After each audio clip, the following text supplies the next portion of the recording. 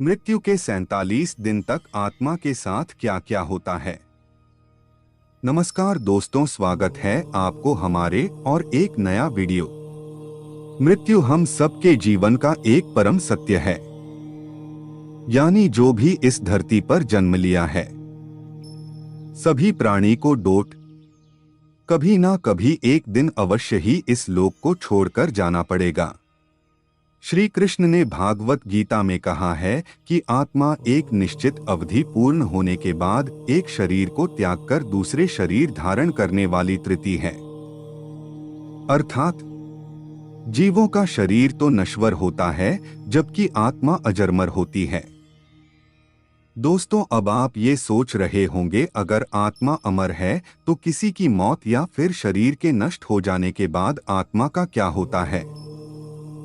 तो दोस्तों, मैं आपको बता दूं कि मरने के बाद आत्मा के साथ क्या होता है। इसका वर्णन हिंदुओं के पवित्र पुराणों गरुड़ पुराण में मिलता है, जिसमें ये भी बताया गया है कि मृत्यु के कितने दिनों बाद आत्मा यमलोक पहुंचती है और रास्ता में उस आत्मा को किस किस प्रकार की समस्याओं का सामना करना पड़ता है। हिंदू धर्म के गरुड़ पुराण के कथा के अनुसार एक दिन भगवान विष्णु के प्रिय सेवक और उनके वाहन गरुड़ जब भगवान विष्णु से पूछते हैं कि हे श्री हरि, मैं ये जानना चाहता हूँ कि जब इंसान की मृत्यु हो जाती है तब मृत्यु के बाद उस प्राणी के साथ आत्मा का क्या होता है और उस प्राणी के जीवात्मा कितने दिन के बाद यमलोक पहुँचती है। तब भगवान विष्णु अपने वाहन गरुड़ से कहते हैं कि हे गरुड़, जब कोई जीव अपना शरीर त्याग करता है यानी उसकी मृत्यु होती है तो उस जीव की आत्मा 47 दिनों के बाद यमलोक पहुंचती है और इन 47 दिनों के अंदर उस जीव की आत्मा कई प्रकार की दुहकों और यातनाओं को सहकर गुजारना पड़ता है। आगे भगवान विष्णु कहते हैं कि जब भी किसी जीव की मृत्यु होने वाली होती है तो सबसे पहले उस प्राणी की आवाज चली जाती है और जब अंतिम समय आता है तो मरने वाले व्यक्ति को कुछ पल के लिए दिव्य दृष्टि मिलती है। इस दिव्य दृष्टि में मनुष्य अपने जीवन में किए हुए अच्छे बुरे सभी कर्मों को और संसार को एक रूप में देख रहे हैं, लगता है। उस जीव की संपूर्ण इंद्रियां शिथिल हो जाती हैं। उसके बाद मृत्यु के समय यमलोक से 2 यमदूत उन्हें लेने आते हैं। यमदूतों को देखते ही आत्मा डर जाती है और शरीर से बाहर निकलने वाला जाता है। जैसे ही आत्मा शरीर को त्याग कर शरीर से बाहर निकलती है, वैसे ही यमदूत उस जीवात्मा के गले में पाश फेंककर बांध देते हैं और उसके बाद यमदूत उस जीवात्मा को लेकर यमलोक की ओर पर स्थापन कर जाते हैं। मृत आत्मा का सफर। गरुड़ पुराण के अनुसार यदि मरने वाली जीव पुण्यात्मा हो तो उसे परमात्मा उसे जीवात्मा को भगवान के द्वारा वाहन से लाने के लिए भेजते हैं। लेकिन अगर वह जीवात्मा अधर्मी, पापी और नीच है तो उसको यमलोक के रास्ते में आने वाले गर्म वातावरण, अंधेरे और आग के रास्ते और वैतरणी नदी से होकर गुजरना पड़ता है। उस पापी आत्मा को यमलोक पहुंचने पर कई प्रकार की यातनाएं उसे दी जाती है।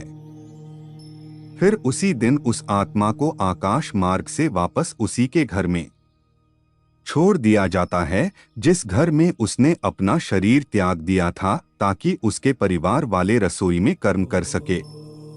यानी 12 दिनों तक आत्मा अपनों परिजनों के बीच रहती है और जब 13वें दिन जब उस आत्मा का पिंडदान किया जाता है तब उस आत्मा को यमदूत एक बार फिर से लेने आ जाते हैं।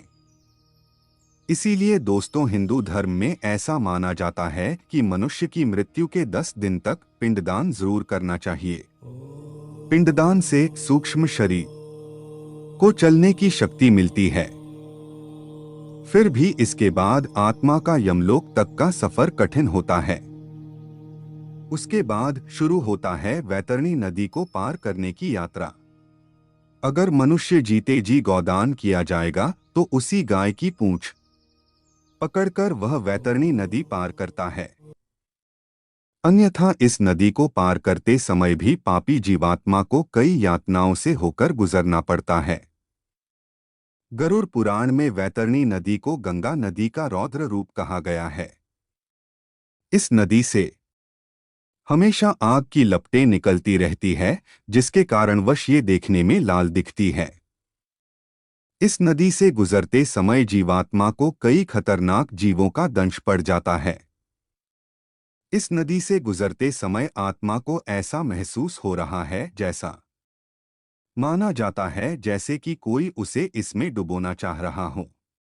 वैतरणी नदी पार करते समय उसे पीव से भी गुजरना पड़ता है। इस तरह पापी जीवात्मा को इस नदी को पार करने में 47 दिन का समय लगता है। उसके बाद जीवात्मा यमदूतों के साथ यमलोक पहुंच जाती है, जहां उसे उसके कर्मों के अनुसार सजा भुगतने के लिए नर्क में भेज दिया जाता है।